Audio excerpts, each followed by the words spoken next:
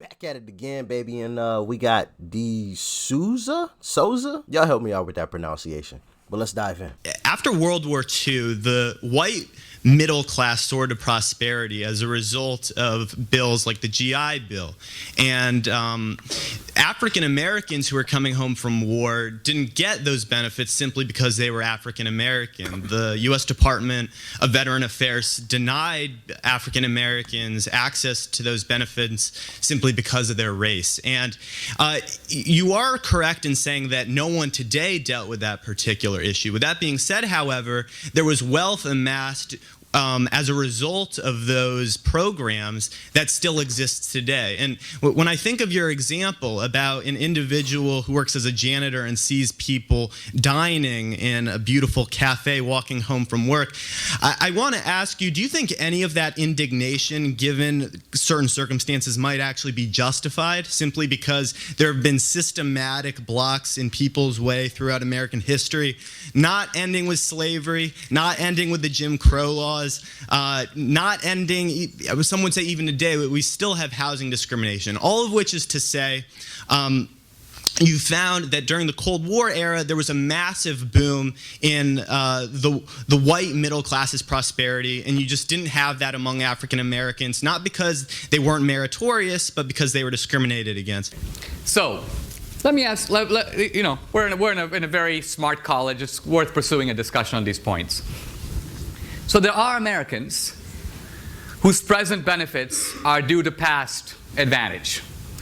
By the way, this past advantage, which is often assumed to continue with the white man, actually goes all the way back to the beginning. The American Indians who were here first, right, had a huge advantage. We presume that they owned the whole country. Now, by the way, let's pause for a moment. How do you get to own a country?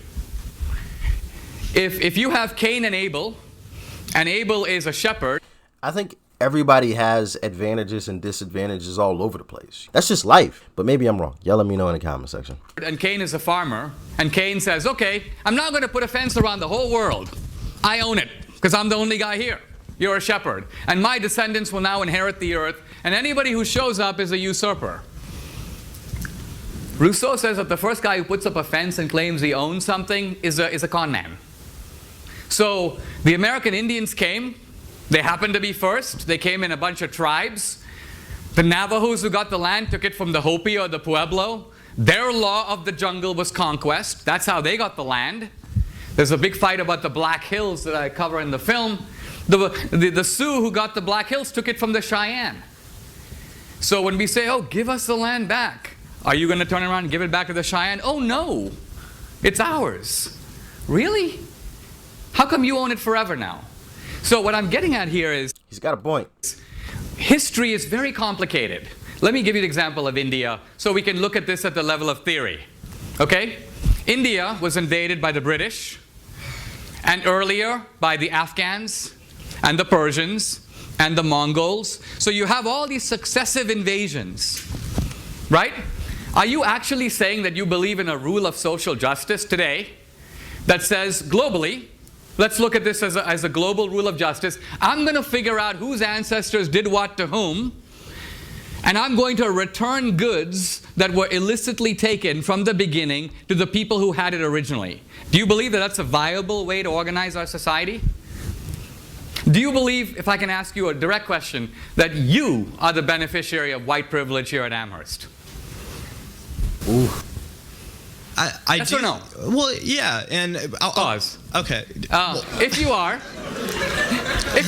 can I ask you? It's about to get real good. I already know it. I know it. Further question. Oh, okay, yeah, but I don't just say it in a I don't say it in a self-flagellating and self-aggrandizing way. Hold on. Okay, go on. You know, I really try not. My guy back here is looking at him like, man, if you don't shut the up.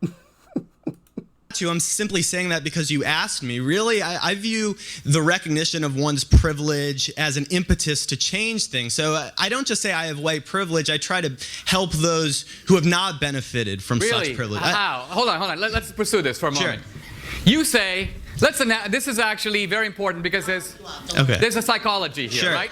Well, you see, I'm going to answer your question, but I'm really not trying to attack you. I'm not trying to be provocative. I just find that often, I think the essence of much of this discourse surrounds hypocrisy, and you're trying to demonstrate that I'm a hypocrite. I say I benefit from white privilege, yet I don't actually do anything. But I think that's exactly what he's doing. backpedal and say that ultimately I think what the greatest vice is cruelty, and I don't want to be hypocritical. So to answer your question, I'll start in high school. Do people want to hear this, or do we? Educated. Go ahead. Tell them. Let them know. Look, let me say where I'm going with this, because I think you're... All right, well, too bad. all of which is to say, it's... Dang. Somebody got disrespectful. Somebody said, no, we came to listen to you, meaning I'm assuming DeSouza. And then this lady right here at the bottom said, came to listen to who? Well, too bad. I was wondering why that guy standing up at the mic was like getting all nervous and like looking around. I'm like, what is going on? But apparently, I think there's some people behind him that are basically telling them to shut up and sit down, kind of situation. Is what I'm kind of getting from it, but maybe I'm wrong. Y'all let me know if y'all can hear it in the background. Not like I picked anyone out to help based on the color of their skin, but I was a tutor for people who tended to be low income when I was in high school.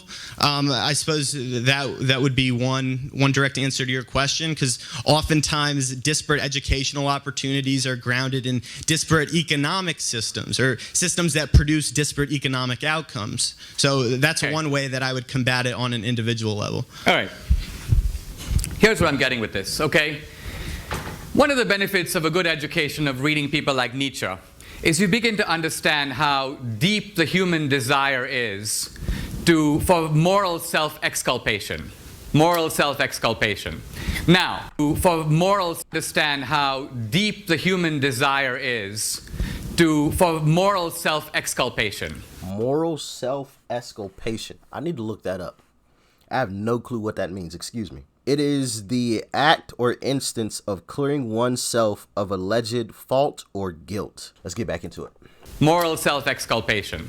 Now, you say, and I didn't say this, you said this, I'm a beneficiary of illicit white privilege. Okay? Illicit? Well, isn't all white privilege illicit? Is it deserved? Well, in this current system, there is legality. Illicit means immoral. Okay, then immoral white privilege. Yeah. Okay. So then if I were to say to you, there are surely many deserving minorities who would like to come to Amherst but have the inherited disadvantage of American history. Therefore, since you are an acknowledged beneficiary of illicit privilege, would you be willing to step aside voluntarily, putting your own moral mouth where your self-proclaimed virtue is, and give your seat, not my seat. I realize you may be super generous with other people's advantages and favor affirmative action, so other white kids who apply to Amherst are turned away to open spaces for minorities. But I'm not talking about you acting out your virtue on them. I'm talking about you acting out your virtue on you. Mm-hmm. Are you willing to give up your illicit seat that you don't deserve here at Amherst to make room for a disadvantaged minority? Yes or no? Okay, well, let me start here. I don't know how you got on the topic of affirmative action. By following the logic of your... No, I never said specifically that I think that race-based affirmative action is the best way to rectify the systems of injustice that... Why don't you practice it by stepping out? And why don't you go to the registrar tomorrow and tell him you want to withdraw from Amherst? Are you listening to what he just said to you? Get on. Yeah. I'm listening. Think about it. Go ahead. Okay, well, look, I'm only continuing to engage because you continue to engage with me, and I do want to hear other people's questions. But in response to that, again, what you're trying to demonstrate is that everyone's hypocritical. As someone once said, that we're all dirty up to our arms, right? We're not all perfect. None of us is perfectly morally consistent. Now, I've said absolutely nothing about affirmative action. The fact is that I believe everyone in this room is hypocritical to some degree, but that doesn't mean that we shouldn't strive for a more just and equitable system entirely. There have been points in my life in which I have given up some of the privileges with which I have been endowed simply because I realized that it wasn't the right thing to do. At the same time, I think everyone needs to survive, and that we understand that we exist in an imperfect system, and that we have to conduct our business in such a way as to not only adhere to our moral standards, but to the standards imposed upon us by the system in which we live. And I think that we have to be generous to people in their efforts to not be hypocritical and to do their best, but I don't think that we should totally throw away the idea that we shouldn't have those standards at all. So that's my response to you, but I would still like a response to my question regarding the inequity that I talked about with the U.S. Department of Veterans Affairs. That is wealth that is passed down, and it's documentable wealth. The same way that the wealth created, or the wealth stolen as a product of slavery, was also documentable wealth. We have numbers that demonstrate precisely how much wealth was stolen, and that's money that in some way could be given back. Now, if we're saying that it's absolutely impossible to give that money back because it's too hard to trace, we'd have to give money to the African tribes, we'd have to give money to people who no longer exist. That's absolutely fine, but we have to understand that we haven't really come to terms with that injustice that's been perpetrated, and if we are admitting that no one is perfectly entitled to absolutely everything that their ancestors had stolen from them, then we also have to accept that there are people today who benefit from the fact that their parents and grandparents profited from this immoral system. And the way to deal with that is with a social safety net that enables everyone to thrive. I'll leave you there. Yes. Well,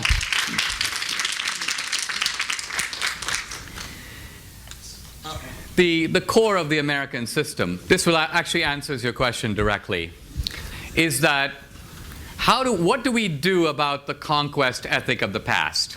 There's been a lot of wrongdoings in the past. The way that I personally see it is, at a certain point, we just got to let bygones be bygones and let's just get the hell on. And I read one of your comments the other day that related it to a scab. And if you continually peel off a scab, it never heals properly.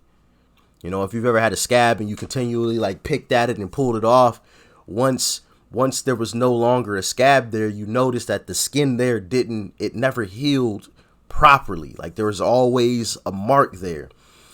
And I think we just continually keep peeling off that scab. Let the scab heal.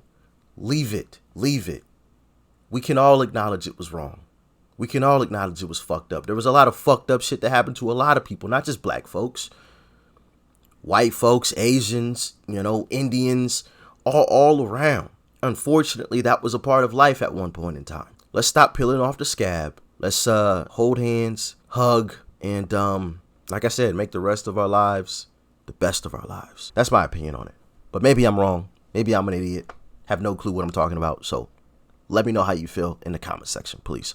And here there are two options. One option is we establish equal rights under the law. That was the solution of the civil rights movement. That we have had race-based discrimination. We've had racial hierarchy. Let's stop. Let's treat people according to the color of according to the content of their character. Equal rights under the law. Equal rights under the law. The other option, which you're defending, is you could essentially call it, let's correct for history. Let's correct for history. Let's try to find out who are the people in possession of stolen goods, and let's return it. Now, the first thing I'm trying to say is, this is a hugely controversial principle because it actually involves wrecking the freedom of a free society. You basically have to put it frankly, if we were to carry that out, go into people's homes and take their stuff. Take their furniture, take their cars. You don't seem to have even the guts to do that. You don't have the moral self-confidence to do it yourself. It may be, if I am advocating a rule of social justice and I'm advocating it for the whole society, before I persuade everybody else, let's say I'm a Christian and I believe everybody should give 10% of their wealth to help the poor. And I go, you know what? The Bible says this, the Bible says that, everybody should give 10% of their wealth to help the poor. And somebody says, Dinesh, are you giving 10% of your wealth? And I'm like, actually no, but I did do some tutoring. And you go, wait a minute, aren't you advocating, aren't you saying that there is a moral duty to do this? Why don't you do it? Before you convince us, you do it. And you're like, I don't think I should do it because society is extremely complex, and I don't think I should do it unless everybody else does it. No. Either you believe in it and you do it. Once you've done it, you might impress us. And then you might convince the rest of us that our wealth is also ill-gotten. But you can't do it. And I'm not trying to indict everybody of hypocrisy, only you. Because you're the one, Dang, took a direct shout out. you're the one who said, I'm the beneficiary of illicit privilege. So you're a really good starting point, because I'm asking, if you're in possession of stolen goods, why aren't you willing to return them? So that's why fundamentally I see your charity. You know, during the Civil War, there was a guy who goes, I'm very happy to give, I've given 3 cousins to the war, and I'm ready to sacrifice my wife's brother. That's basically your ethics. You're willing to have social justice if other people pay, but you're not willing to pay. So that's the problem. And that's the problem with the progressivism that marches behind social. Got to put your money where your mouth is, so to speak. It goes back to that kind of saying. If you're going to say something, you got to be about it. Justice while protecting its own privileges. You know how you said, we all have to survive. Really? You have to be at Amherst to survive? You don't have to be at Amherst to survive. You have to be at Amherst to benefit. You have to be at Amherst because you're getting opportunities at this college that many other people are not getting. So if you say you believe in equal opportunity, you're a hypocrite, because you are taking advantage of opportunities unavailable to others. But for you, this hypocrisy is fully justified because you are militating on behalf of the poor. But if you are against privilege, this college is privilege. So there's a glaring hypocrisy, and you will never turn your moral mirror on yourself to say, what am I doing about it? That's my point. For you, society should act before you do, to enforce your moral code. Let's take a couple more questions. Drops mic, walks out. Mike is left on the ground smoldering. I definitely agree. Like I said, it goes back to the old saying, put your money where your mouth is. If you're going to talk about it, be about it. I don't want to hear you say X, Y, and Z. Show me. Actions speak louder than words. Maybe I'm wrong about it all, though. Y'all let me know how you feel about it in the comment section below.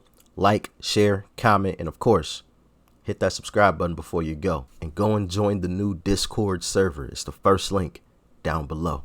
Peace and love. I'm out.